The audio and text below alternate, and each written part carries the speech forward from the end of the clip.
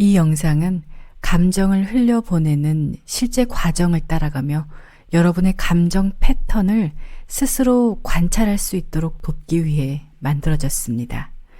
혹시 이런 적 있나요? 그냥 내 얘기를 했을 뿐인데 왜 자꾸 상대방과 이런 식으로 싸움이 반복되지? 보통 부부싸움이나 갈등은 상대방의 말에 크게 반응해서 일어나죠. 싸울 때도 감정에 휘말리지만 싸움이 끝난 후에도 며칠, 아니 더 오랫동안 뒤끝에 매여서 삶이 계속 불안정해지곤 합니다. 그런데 감정을 이렇게 다룰 수 있게 되면 이런 끝없는 드라마에서 벗어날 수 있습니다. 이건 단순한 부부싸움 이야기가 아닙니다. 감정을 흘려보내는 실전 예시죠. 여러분도 같이 보시면서 나라면 어떻게 했을까? 나는 어떤 감정에 자주 휘말렸을까? 관찰하면서 같이 따라가 보시기 바랍니다. 라이프 리코딩에 나오는 김민수 씨의 이야기입니다. 밤 10시, 민수 씨는 오늘도 야근을 마치고 집에 들어왔어요. 거실엔 빨래가 여기저기 널려 있고 아이들 장난감이 굴러다니고 있었죠. 부엌에서는 아내가 설거지를 하고 있었는데 등이 굽고 어깨가 축 처져 보였습니다. 그때 아내가 뒤도 돌아보지 않은 채 말합니다. 또 야근했네. 목소리엔 피곤함이 그대로 묻어나 있었어요. 아내가 이어서 말했죠. 오늘 애들 병원도 데려가고 어머니 은행 일도 보고 하루가 어떻게 가는지 모르겠어. 민수 씨는 가방을 소파에 툭 던지며 말했습니다. 나도 힘들어. 팀장이 또 일정 당겨달라고 하고. 그 말에 아내의 목소리가 떨리기 시작했습니다. 저녁에 애들 재우려고 하는데 아빠는 왜 맨날 집에 없어? 라고 묻는데 내가 뭐라고 대답해야 해? 만약 예전의 민수 씨였다면 억울함과 분노가 한꺼번에 올라와서 바로 폭발했을 거예요. 나라고 하고 싶어서 하는 줄 알아? 그럼 당신이 벌어봐. 하지만 이번엔 달랐습니다. 리코딩 감정 사다리를 배운 후 처음 겪는 진짜 상황이었거든요. 아내의 말을 듣는 순간 민수 씨는 자신이 즉시 아내를 향해서 반박하고 화를 쏟아내려는 걸 알아챘습니다. 그리고 그 순간 아내가 아닌 자기 몸으로 주의를 돌렸죠. 머릿속에는 쏟아붓고 싶은 말들이 계속 올라왔지만 민수 씨는 몸에서 일어나는 신체 감각에만 집중했습니다. 민수 씨의 가슴 한가운데서 뜨거운 덩어리가 치솟아오르는 느낌. 목과 어깨가 돌처럼 딱딱하게 굳어지는 감각. 주먹이 저절로 쥐어지고 턱이 꽉 조여지는 느낌. 지금 내 몸에서 이런 반응이 일어나는구나. 화가 이렇게 몸에서 생생하게 느껴진다는 것을 알아차리는 것만으로도 민수 씨는 뭔가 달라지는 것을 느꼈습니다. 아마 평소 같았으면 이미 아내를 향해서 소리를 질렀을 텐데 이상하게도 잠깐 여유가 생긴 겁니다. 우리는 지금까지 화가 난다. 난 지금 화가 나. 이렇게 생각이나 말로 할 때에는 막상 화라는 이 감정이 어디에 있는지, 화가 있는 위치가 어디인지, 화가 뜨거운지 차가운지, 움직이는지 가만히 있는지 구체적으로 이 화를 발견하지 못했습니다. 너무나 막연했죠. 마치 손에 잡히지 않는 안개나 유령 같았어요. 보이지는 않는데 분명히 화가 느껴지는 건 사실이거든요. 그런데 너무 모호하니까, 손에 잡히지 않으니까 다룰 수가 없었고 휘둘리기만 했습니다. 그런데 화를 몸에서 찾아보니까 화라는 감정이 아주 생생하게 가슴에, 목과 어깨에, 주먹과 턱에서 발산되고 있다는 것을 발견한 겁니다. 그래서 에크하르트 톨레도 감정을 몸의 감각으로 찾고 느끼라고 한 겁니다.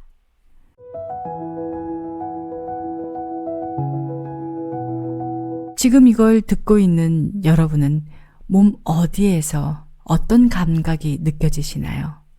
가슴이 뻐근한가요? 혹시 목이 좀 답답하거나 어깨가 단단하게 뭉친 그런 무거운 느낌이 있나요? 혹은 아무런 감각이 없을 수도 있습니다. 괜찮습니다. 지금은 그저 몸의 감각에 관심을 가지고 차차 익숙해지는 시간입니다. 민수 씨는 마음속으로 이렇게 말했습니다. 나는 이 감정이 아니야. 나는 이걸 느끼고 있는 사람이고 이런 감각 느껴도 괜찮아. 별일 아니야. 괜찮아. 안전해. 처음엔 이 말을 속으로 되뇌이는 것 자체가 어색했습니다. 하지만 민수 씨는 배에 가스가 찬 것처럼 트림이나 방귀처럼 몸에서 이런 감각, 느낌이 일어나는 건 그냥 자연스러운 현상이라고 받아들이기로 했어요. 이 감정은 나쁜 것도 위험한 것도 아니야.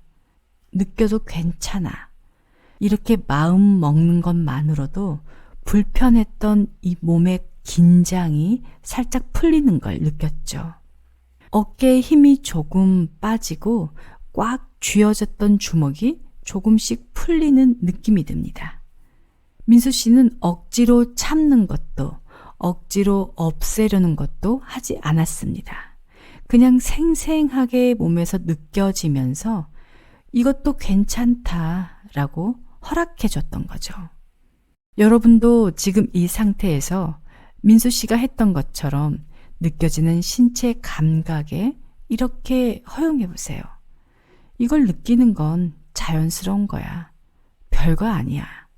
트림이나 방귀처럼 그냥 자연스러운 몸의 현상일 뿐이야. 괜찮아. 실제로 속으로 말을 하거나 입 밖으로 말하는 순간 어깨가 살짝 이완되거나 숨이 조금 더 편안해질 수 있습니다. 그 변화가 작아도 괜찮습니다. 지금 이렇게 허락하는 순간 이미 몸 안의 에너지는 조금씩 흐르기 시작합니다. 이제 민수 씨가 어떻게 감각을 지켜봤는지 같이 들어볼게요.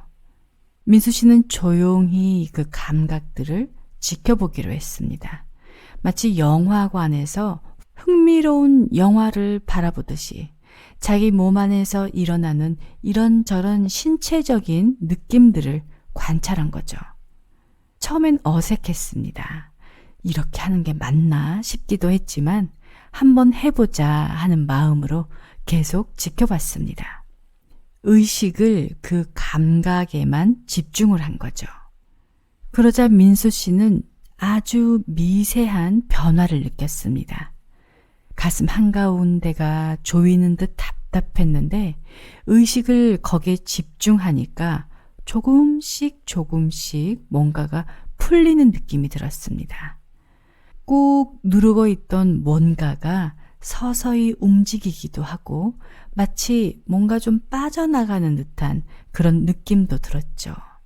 계속 그곳에 의식을 집중하니까 흐름이 더욱더 강하고 활발해졌습니다. 안에서 어떤 흐름이 일어나고 움직이고 있다는 것을 알 수 있었습니다. 그런데 그 순간에 아내가 설거지를 하면서 계속 중얼거렸죠. 우리 엄마도 그러시더라. 요즘 남편들은 다 다정하다고. 나는 그냥 가끔이라도 같이 시간을 보내면 좋겠어. 아내의 말이 들리자 의식의 집중이 흩어지면서 다시 억울함이 느껴지고 아내한테 반박하고 소리 지르고 싶은 그런 충동이 즉시 일어났지만 다시 의식을 몸의 감각으로 주의를 돌렸습니다. 의식을 아내가 아니라, 아내의 말이 아니라 다시 자신의 신체 감각으로 집중한 겁니다. 그렇게 아내가 뭐라고 하던 거기에 반응하지 않고 자신의 신체 감각에 계속 집중을 했더니 신기하게도 감각이 저절로 변화하기 시작합니다. 처음에 느껴졌던 가슴의 무거운 덩어리가 점점 가볍게 퍼져나갔고 화산처럼 치솟아서 폭발할 것 같던 그 뜨거움도 사라졌습니다. 이렇게 신체 감각을 지켜보기만 했을 뿐인데 감정이 흘러나간 자리에는 놀라운 고요함이 찾아왔습니다. 뭔가 내면에서 어떤 폭풍이 일어났다가 자신에게서 빠져나간 것 같았죠. 그렇게 편안해졌을 때 민수 씨는 자신이 바라는 모습을 떠올렸습니다. 나는 여유 있는 사람이야. 이 말을 마음속에서 떠올릴 때 뭔지 모를 여유와 함께 가볍게 미소가 지어졌습니다. 그 말이 마음에 가볍게 스며들었고 몸에서는 아주 미세한 반응이 일어났습니다.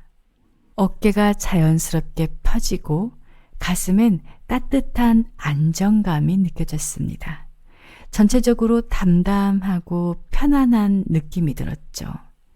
그제서야 민수 씨의 눈에 아내가 들어왔습니다. 좀 전에만 해도 자신의 힘든 상황을 몰라주고 자신을 원망하는 아내가 꼴도 보기 싫었는데 어찌 된 건지 아내의 뒷모습이 안쓰러워 보였죠. 민수 씨는 아내에게 가서 말했습니다. 오늘 고생 많았어. 내가 너무 일에만 신경 쓰고 있었나 봐. 주말에 시우랑 뭐 하고 놀지 물어볼까?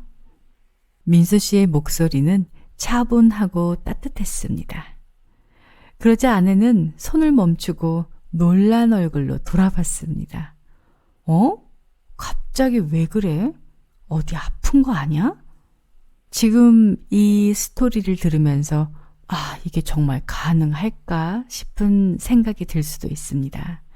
왜냐하면 우리는 그동안 감정이 올라오면 무조건적으로 반응하고 그 후에는 자책하고 또 후회하고 계속 그런 패턴을 반복하면서 살아왔는데 과연 이렇게 간단한 걸로 가능할까? 이 패턴을 벗어나는 것이 가능할까 싶은 생각이 들 수 있습니다. 그런데 사실 이 과정이 우리가 계속해서 궁금해왔던 놓아버림, 흘려보내기의 실제 모습입니다. 데이비드 호킨스 박사도 에크하르트 톨레도 놓아버림, 흘려보내기를 할 때 신체 감각에 집중하라고 합니다. 왜냐하면 이 감정은 신체에서 내 몸에서 일어나기 때문입니다. 그래서 내 몸에 집중할 때라야 빠져나갈 수 있습니다. 어떤 감정이 일어나던 예를 들어서 화가 났다고 할 때 화났다, 나는 화가 나 라고 이름을 붙이지 말고 그때 일어나는 내 몸의 감각을 알아차려 보세요. 이 감정이 지금 내 몸에 어디에서 일어나고 있는가? 이것은 화를 억누르라는 것이 아닙니다. 나의 의식을 화가 나고 있는 그 방향으로 집중하라는 것입니다.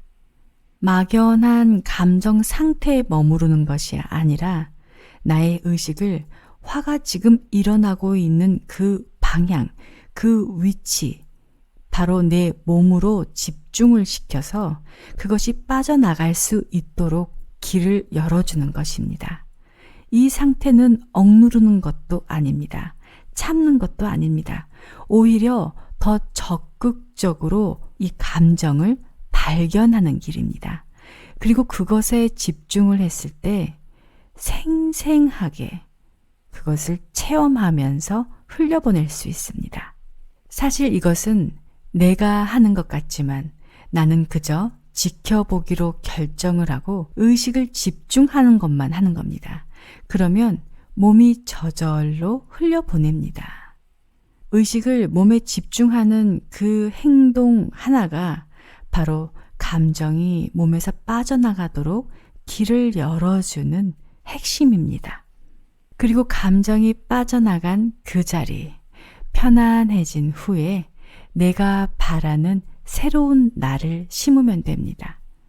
이렇게 민수 씨에게 일어난 변화는 싸우지 않아서가 아니라 감정의 흐름을 바꿀 수 있었기 때문이었습니다. 이렇게 감정이 흐르면 관계도 바뀌고 삶의 전체 패턴도 조금씩 달라지게 되어 있습니다. 지금 여러분이 느끼는 감정, 그것을 몸의 감각으로 흘려보내는 순간 여러분의 삶도 흘러가기 시작할 겁니다. 지금 이 과정이 그동안 우리가 막연하고 아주 애매해서 따라하기 힘들었던 놓아버림, 흘려보내기, 현존을 구체적이고 즉각적으로 따라할 수 있는 리코딩 감정 사다리 4단계 과정입니다. 이 과정을 직접 해보시고 만약 잘 안 되거나 혹시 이 방법에 대해서 더 궁금한 것이 있으면 네이버 카페에 오셔서 적극적으로 질문해 주세요. 거기서 질문을 남겨주시면 지금보다 훨씬 더 깊고 구체적인 이야기로 함께 풀어갈 수 있습니다. 오늘도 함께 해주셔서 감사합니다.